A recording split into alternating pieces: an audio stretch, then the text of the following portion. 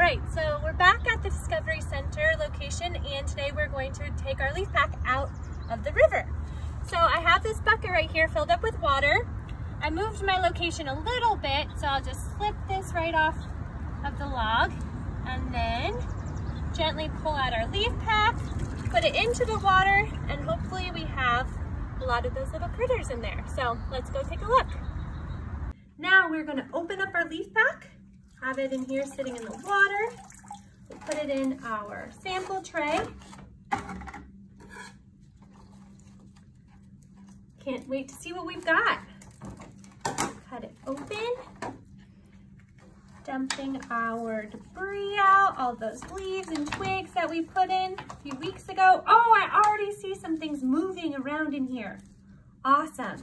Let's take a closer look. Wow, we've got a ton of stuff moving around in there. Can't wait to figure out what it is. Hi, Sarah. Hey.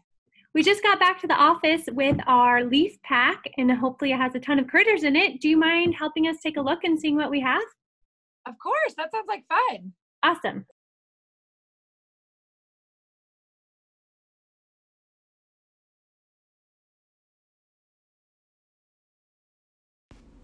The first thing I see is a little seed shrimp crawling around.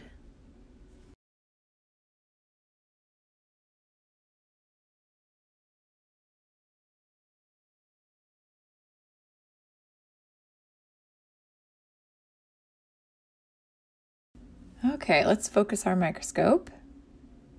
Ooh. Oh, we've got a water boatman. Oh, and our seed shrimp just swam by.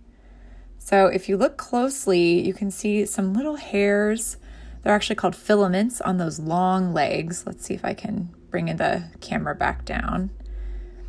These little hairs form almost like oars or paddles that this guy uses for swimming.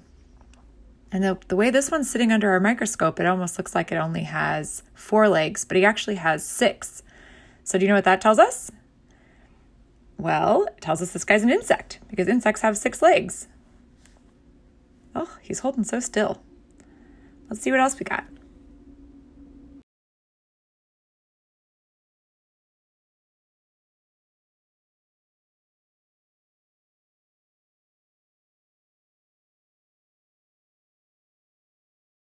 So this time I'm using my favorite trick for getting a close look at something that's very wiggly.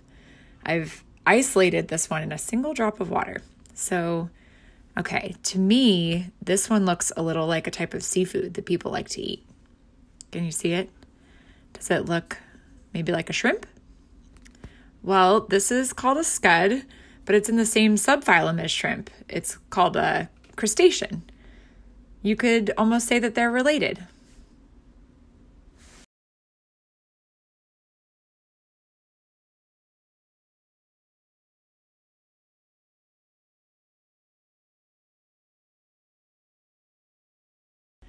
Okay, Jen, so this is very cool. This water droplet has 2 scuds in it, but let's see if we can get it focused back over here. See how they're different sizes?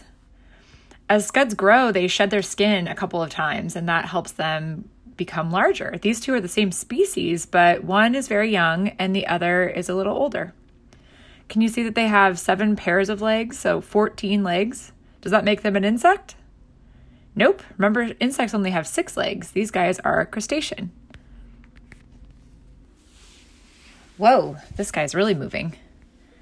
So this is called a black fly larva. A larva is a word that just means immature or juvenile. Basically, this is just a baby black fly.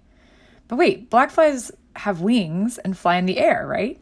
So that's true, but the larvae, or the babies, they live in the river until they're old enough to grow wings and turn into an adult fly. So actually, this is true for lots of insects. Dragonflies and mayflies do the same thing. So this one has, the darker end is his head, and he has some little mouth parts that look kind of like a fan, and they use that to collect any of the food that might be floating by. And then the rounder end, that kind of looks like the bottom of a bowling pin, has little hooks that it uses to anchor onto a rock so it doesn't get washed away.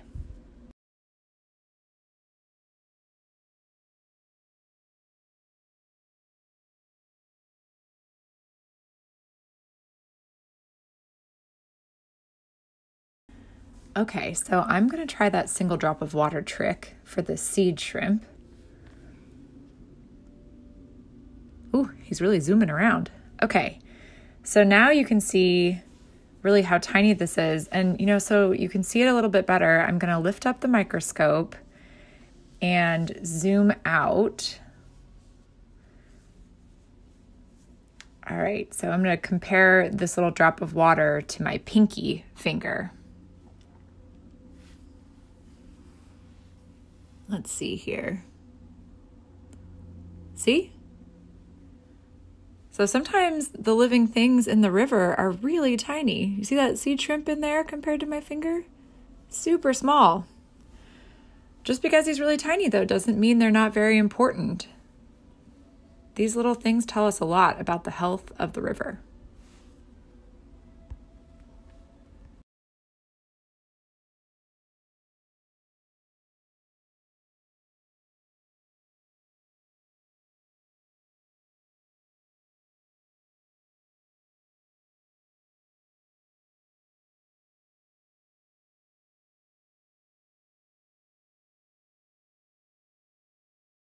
Hi, it's Jen again, here with the San Diego River Park Foundation to finish up our chat about our river bugs and all the cool things that we found in our leaf pack.